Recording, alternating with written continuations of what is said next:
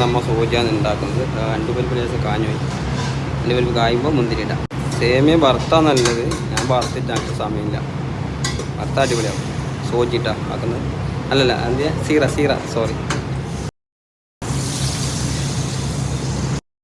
വേണം, കളറില്ലാതെ പോകാനുണ്ടാവില്ല. Okay, colour ഇട്ട് റവ ഇടാം. റവ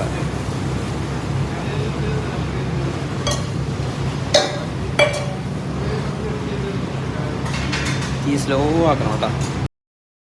ഓക്കെ, സംഭവം റെഡിയായി. 1:1 വെള്ളം കേട്ടോ, കളറില്ലാതെ 1:1 വെള്ളം. ക്ലിയറില്ല, 1:1.